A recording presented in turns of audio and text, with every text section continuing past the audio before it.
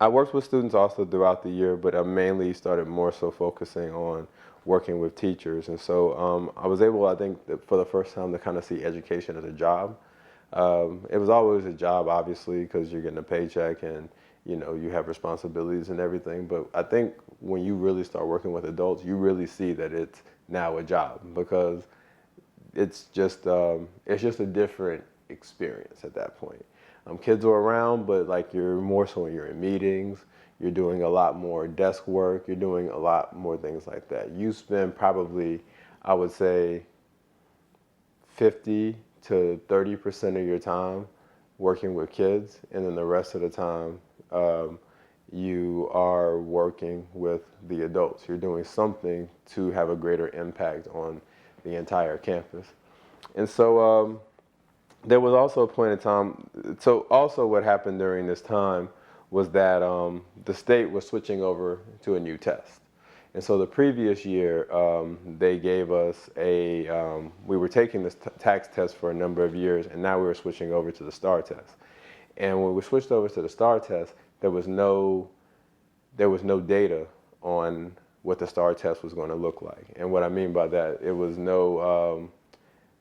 no former test that you can look at and say, oh, this is what a STAR question looks like compared to what a tax question looks like. Now they gave us like some sample release questions based on some of the standards for both grade levels, but you're looking at it and you're like, okay, it's hard to really decipher, everything else with that. So what I ended up doing was I kept looking up resources for different textbook companies or curriculum writing companies. And so all the resources that that I would get from them and I would look at them, they put STAR on the resource, but then you would look at the question and these were tax-like questions. So they were just basically rebranding it and saying that this is what it is. And so at that point, you're like, I mean, you're just, you're in a rock and a hard place, right? That you don't have any resources. These are your go-to resources. When people see STAR, in most cases, they're just like, okay, this is apparently they must have done the research and done the work. But you can easily tell because I would just go and take the resource and look at the test question. I'm like, at the sample questions that they released, I'm like, the rigor of this is nowhere near the same. And so I knew that it was pretty much putting us in a position and setting us up to fail. And so we were around the time for benchmarks, having to like benchmark our students, see how close they were in preparation to the test for 5th and 6th grade, particularly in math, but we're doing benchmarks in all the subjects, but I was responsible for finding a benchmark for math. Well, let me step back. I wasn't responsible for finding a benchmark in math. The district was responsible for finding a benchmark in math. The district hadn't come up with a benchmark in math because where are they going to find the benchmark from? And so because you would either have to create it or you were going to have to find one. And I think they were struggling to figure out that aspect of it. And so one day I just got frustrated and I'm like, I'm just going to write the questions myself. So in a matter of a week, I just locked the door of my office and I wrote 2 benchmarks. So one benchmark I think was like 50 questions. The other one was 52 questions.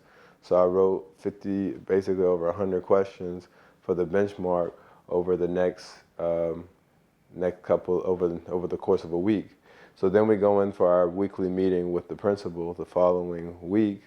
It was myself, the science specialist, the reading specialist, and when we're in the meeting, they were in there talking because we were talking. She was asking us if we were going to find something to be able to benchmark because benchmarks were coming up, and so every week, pretty much everybody was saying like, "Oh, I don't know what to, I don't know, I can't find anything," and different things like that. And so I walk in there the following week, like I wrote 2 benchmarks last week. And so at that point, you saw mouths just drop. I pulled them open, I pulled them out, and I let them look through them, and they were like, "How'd you do this?" Like, and so it was kind of one of those things. And that kind of took a life of its own in a lot of ways because the principal was in such awe. She told her boss that I did it. And then that news then gets to the district. And so now the benchmark that I wrote for our campus is now being used at the other 3 at the other 3 intermediate schools because this now became the district benchmark. And so that was definitely like one of those moments where I was able to see like, man, you can really make an impact if you just go out and you take a just take a chance on doing something. I mean, the worst thing that could have happened in that situation would they would have said, oh, we're not going to use your benchmark. You know, not even on the campus. Like, we'll find something else.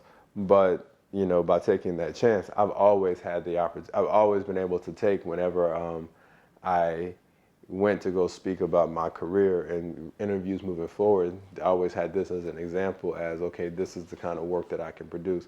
It's not just a matter of I'm saying I wrote a benchmark. I literally can show you examples of the benchmarks that I wrote.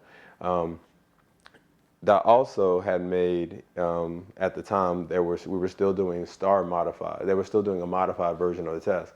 So I technically wrote 4 versions of the test or 4 different tests because I wrote the main version of the test and then I wrote a modified version for the special ed students. And the reason why I did that is because of my background in special ed. I remember us not having resources back then, and so I've always thought about things from a special ed background. And so I made sure I covered that part. So all 4 of those benchmarks were used throughout for the first administration of our STAR test, our STAR benchmark. And so it was things like that, and so I was really kind of putting my imprint on a lot of things and doing things above and beyond what probably previously had been done. To be fair to people previously, I don't think everybody's capable of writing a benchmark. I don't think everybody's capable of writing assessments every single week. The one thing I used to do with my students when I was in the classroom is I wrote not benchmarks, but I wrote assessments based on the standards on a weekly basis. And so these were things that I was already kind of doing on a small scale because I had gone to a workshop down in Austin where there was the lady's name was Margaret Kilgo, and she basically just broke down how the test questions are written, and you know, we looked at and dissected them from the year like 2003 up until like 2010, and she broke down like how they connect to the standards. And so I had gotten this training to be able to understand how to be able to actually write a question and just reverse engineer those types of things. And so that's kind of what led me to that. But that also came from, I had a principal that took me down there. She took actually a bunch of us down there to the training, and none of us wanted to go, had no idea where we were going.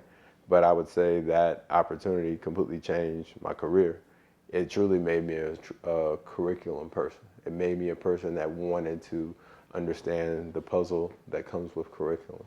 And so, long story short, with everything, we get to the end of the year and we take our state assessment, and when we get our results back, 5th grade had improved by 13% from the previous year, and 6th grade had improved by 6% by the end of the year. And we received, for the first time as a campus, a distinction in math. And so it was the first time ever on the campus that math had performed higher than reading and science on the campus. And so that definitely was a good accolade to achieve at that point. I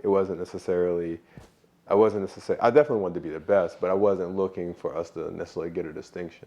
Like, I didn't think that wasn't what I was looking at. I just wanted us to improve our scores. And we did accomplish that.